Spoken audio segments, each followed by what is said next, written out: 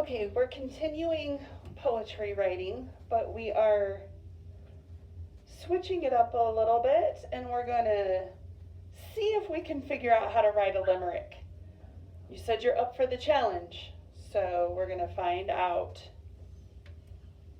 In this video, we are going to learn about limericks, and warning, this is going to be fun and this is going to be silly because limericks are both fun and silly. But first, what is a limerick? That's a good question. Well, a limerick is a type of poem, a very special type of poem. Limericks are usually very silly poems that are fun to read and to write. Let's look at some other things that makes a limerick a limerick.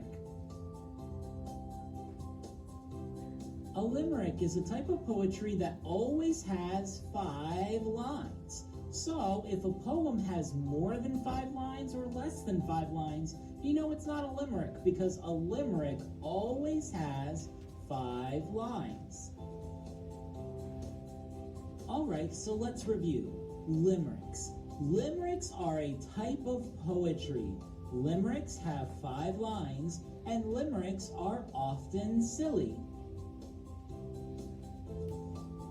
That's not all though. You see, limericks have a specific pattern.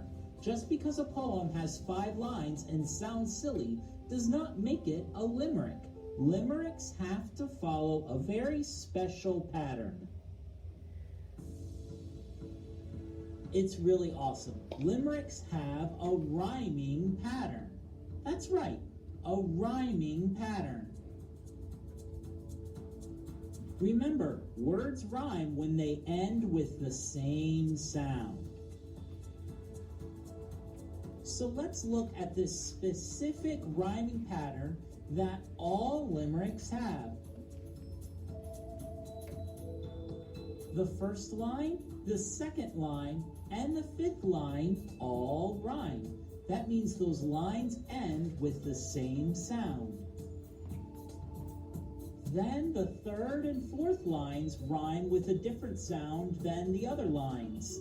So the first line, second line, and 5th line all rhyme, and the 3rd line and the 4th line have their very own rhyme. So it's almost like a rhyme sandwich, you know? Guys,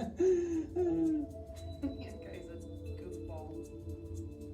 Let's look at an example. Let's look at a very old limerick about a mouse. Here it is. You might recognize it. Hickory dickory dock. The mouse ran up the clock. The clock struck 1, and down he run, hickory dickory dock. Have you ever heard that one? Yeah. Notice this follows the pattern of the limericks, doesn't it? The 1st, 2nd, and 5th lines rhyme, and the 3rd and 4th lines rhyme. It's a rhyming sandwich. It's a 5-line poem, and it's a little silly. This is a limerick. Limericks weren't really popular until this guy came around. His name was Edward Lear, and he is called the father of limericks. In 1846, Edward Lear published this book, a book called A Book of Nonsense. What an interesting title. It was a book filled with limericks and helped make limericks more popular. People loved reading his limericks. They were incredibly fun and, of course, very silly. Let's look at one of his limericks, a limerick about a bee, written by the father of limericks, Edward Lear. It goes like this. There was an old man in a tree who was horribly bored by a bee. When they said, "Does it buzz?" he replied, "Yes, it does. It's a regular brood of a bee." Notice how it has 5 lines. The 1st, 2nd, and 5th lines rhyme, and the 3rd and 4th lines rhyme, making a rhyming sandwich, which is the pattern of a limerick, and it is definitely silly. Oops. I meant to hit pause. That didn't work out well. Get back to where we were. Sorry, friends. It has 5 lines. The first, second, and fifth lines rhyme, and the third and fourth. Okay, so take a look at this. Lines 1, 2, and 5 have to rhyme.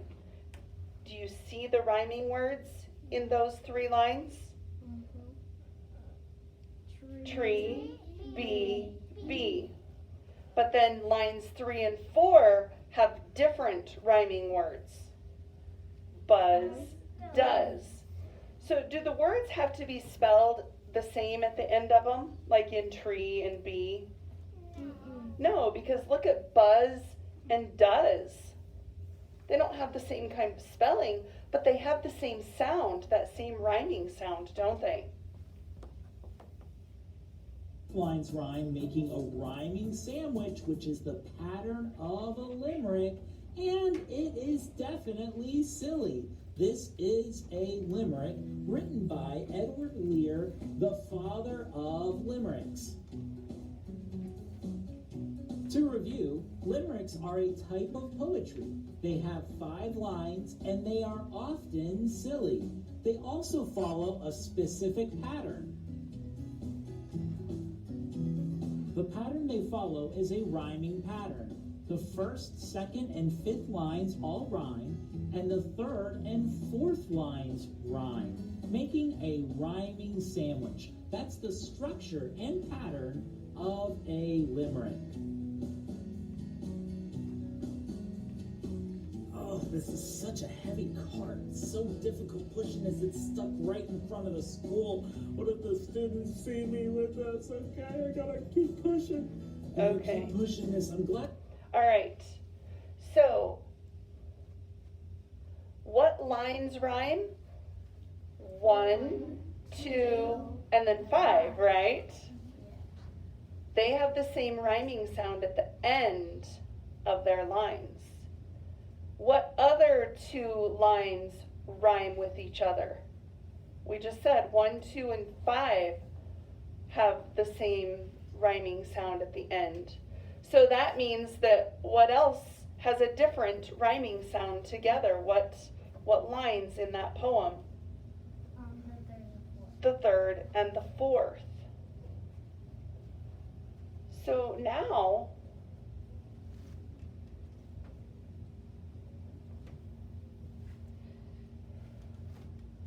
we watched that video and we found out what a limerick is.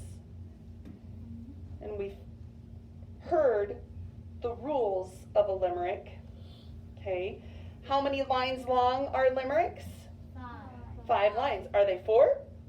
Are they 6? 3? 7? Only 5. So they are 5 lines long. Lines 1, 2, and 5 rhyme with each other. Lines 3 and 4 rhyme with each other. They have a distinctive rhythm.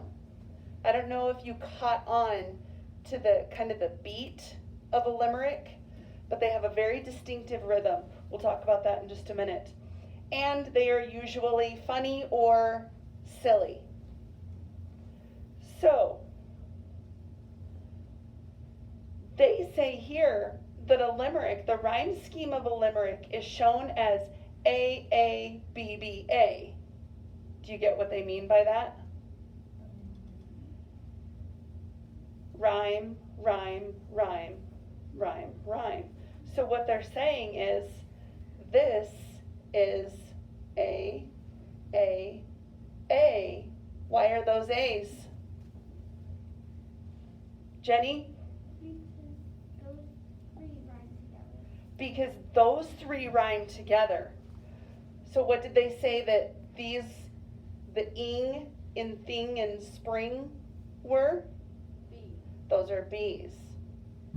In poetry, when it has a pattern like that, they give it letters. A, A, B, B, A. That means they have to rhyme with each other. So read this with me. Can you see it okay? Let me get rid of it. I'll make it bigger. Is that better? Yeah. Yep. Now, what do all of these say? Do they say al? No. What do all of those say? All. All, right? So there was a young fellow named Hall who fell in the spring in the fall.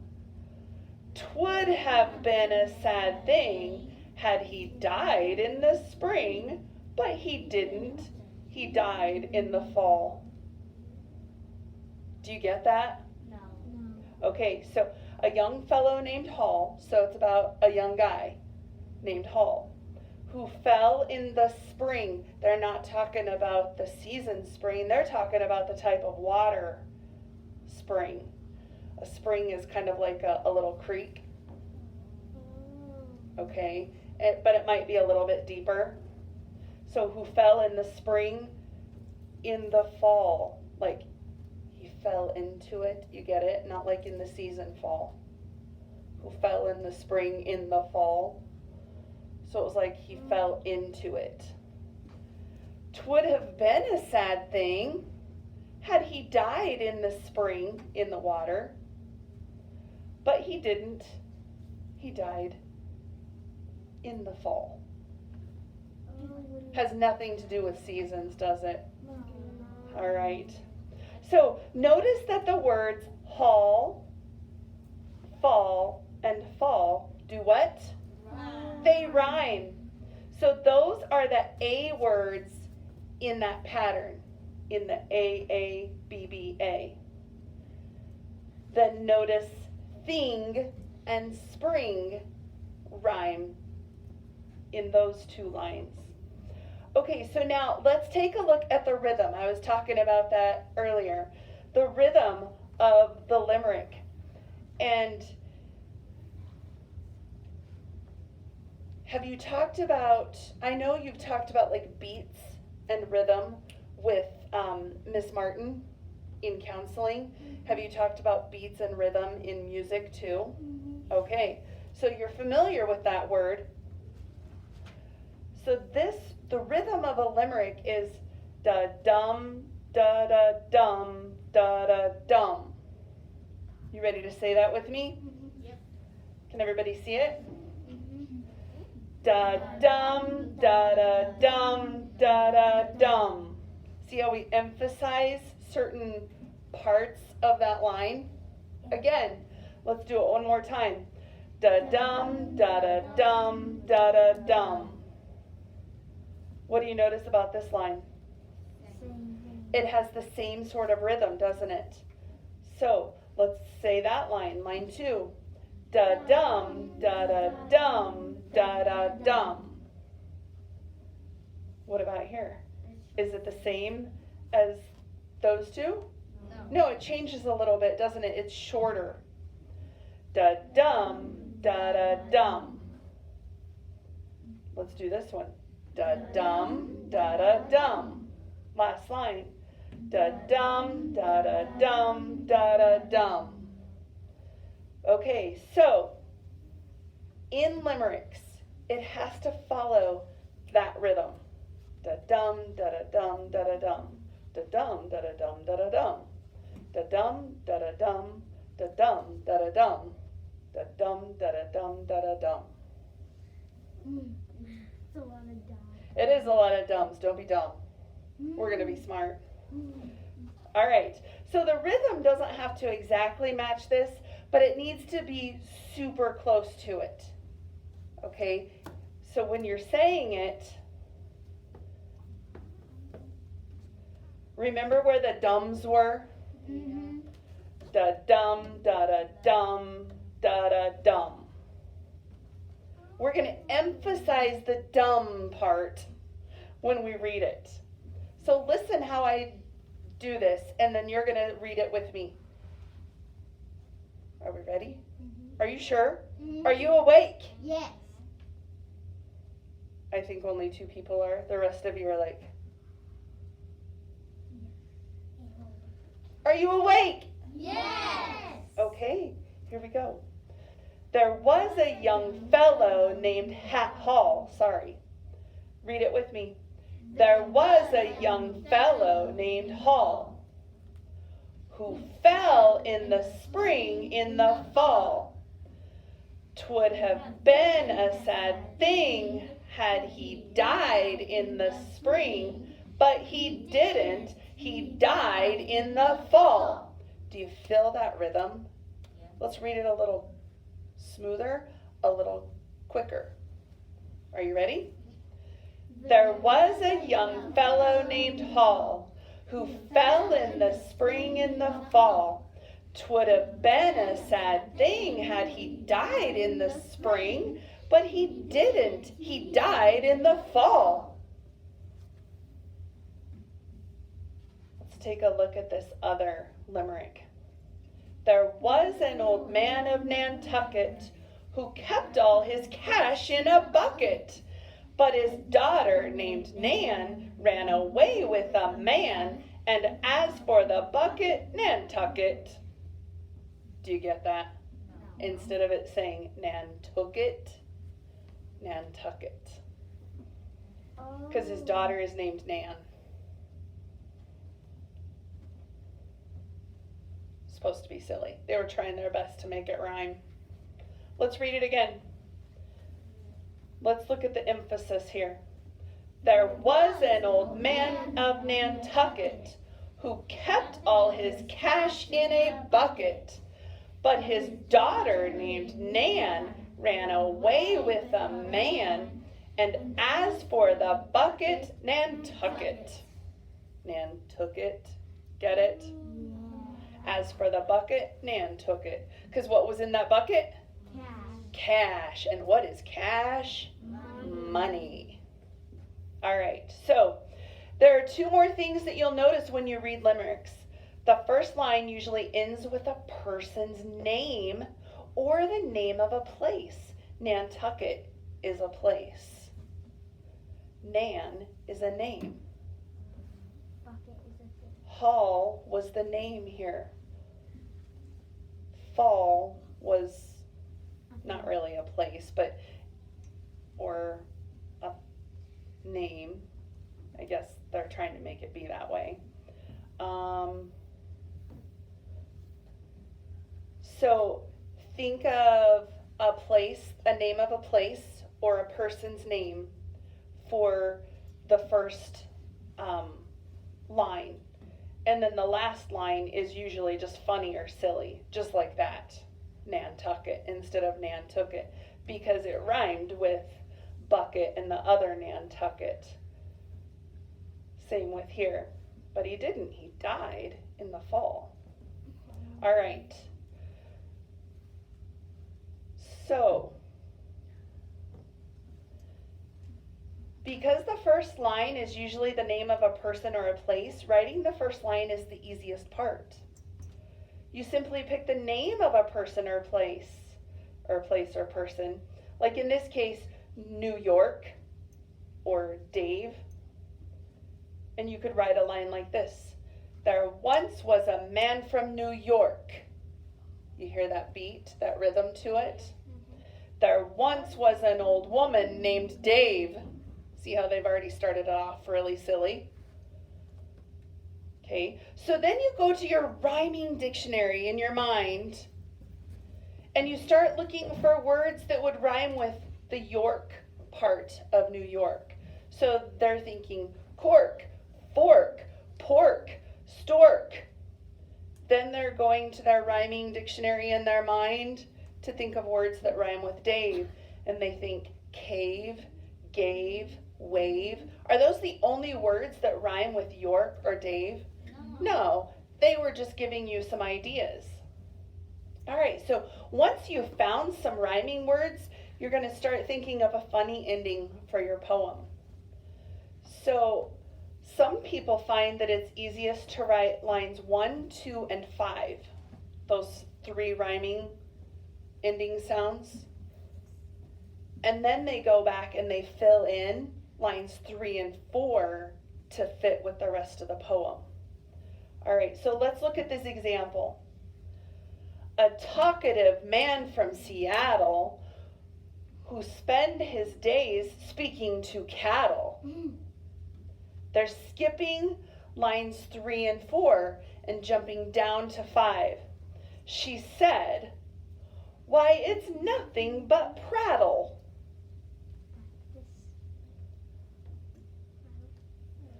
So, Seattle, cattle, prattle. They all rhyme.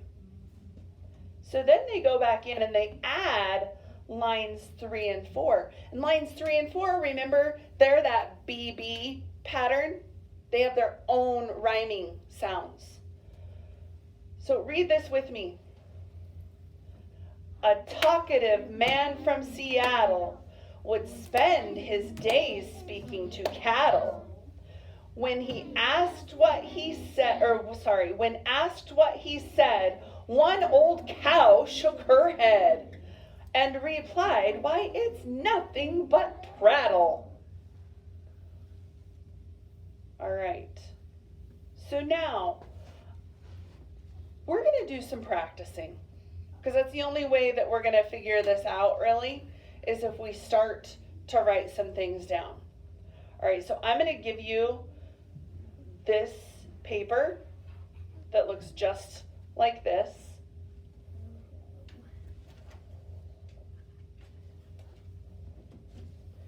What lines rhyme in limericks? First, second, 1, 2, and 5. What other lines have a different rhyme in a limerick? Everybody? 3 and 4. Okay. Can limericks be goofy? Yes. Yeah. They definitely can. All right, did I give everybody a paper? Okay, how many lines are in a limerick? 5. What if you feel lazy and you only want to do 4? No, then it's not a limerick, is it? Okay, so we're going to follow the A pattern.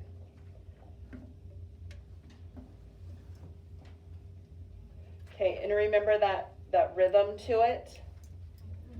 There once was a man from Nantucket. Da-dum, da-dum, no. Da-dum, da-da-dum, da-da-dum. Okay? So,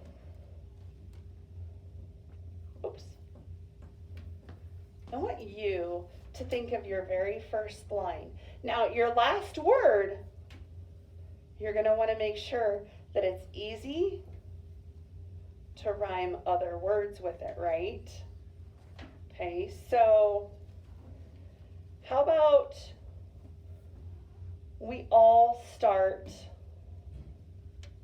our limerick the same way on this practice one, okay? So let's start it. There once, what am I doing?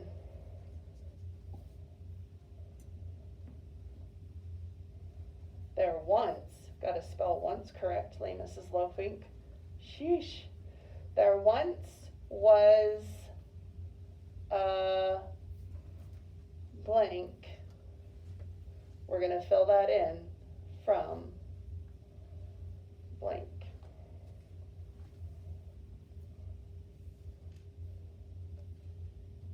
What could we do? There once was a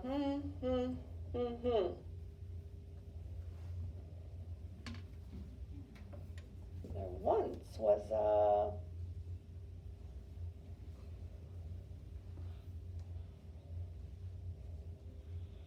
There once was a cow from New Jersey. I don't know. There once was a what? What are you thinking? There once was a boy from New York. There once was a boy from New York. Does that follow that pattern? Okay. What else would follow the pattern or that rhythm that we need? There once was a horse from.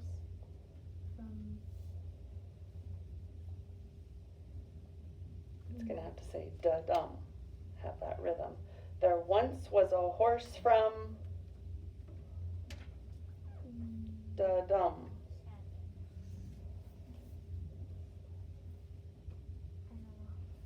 Not sure. Should we just go with boy from New York? Should we write one together that way? So there once was a boy from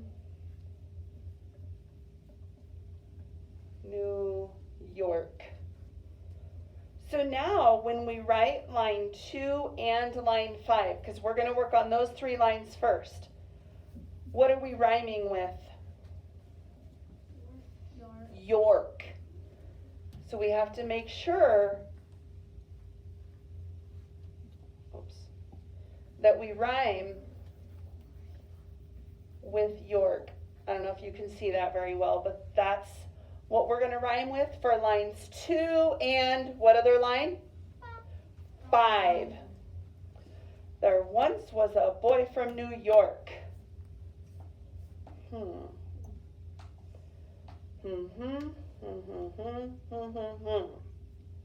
Gotta think of that line now, don't we? Amy, what are you thinking? Who ate a lot of pork? Okay, but we're going to have to add something to that because it has to say da-dum, da-da-dum, da-da-dum. We could end it with pork, something about the eating pork, but we have to follow that rhythm as closely as possible. Da-dum, da-da-dum, da-da-dum. Used to eat a lot of pork? Who used to eat a lot of pork. That would be close. Would that go okay with what you were thinking? Okay, that would be pretty similar. Oops, I don't want to write with a highlighter.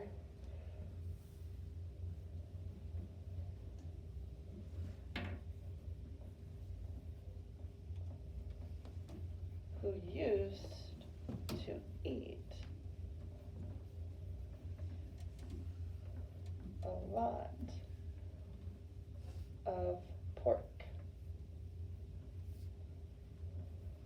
Okay, so that word rhymes with York.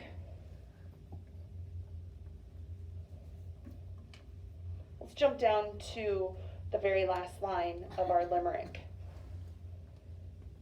There once was a boy from New York who used to eat a lot of pork. It's not perfect, but it's close enough. Because we're not going to work on these yet because they're not rhyming with the York and the pork. Does this one have to rhyme with the York and the pork? Yes. Yes, it does. So how could this limerick end? Haley?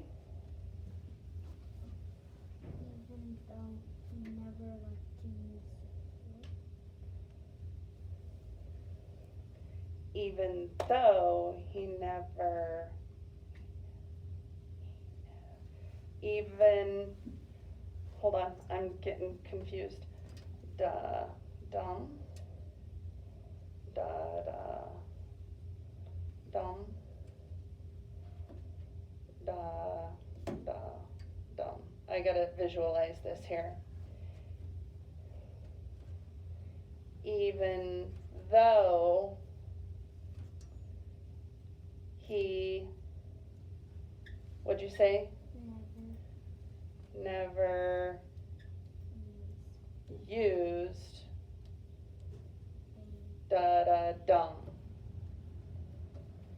Even though he oh, here's how I can do this. He never used a fork. Okay, that'll work. Sorry. But now I can't erase that. Yes, I can. Okay. Even, oh, not on that line, Mrs. Lofink. Even though he never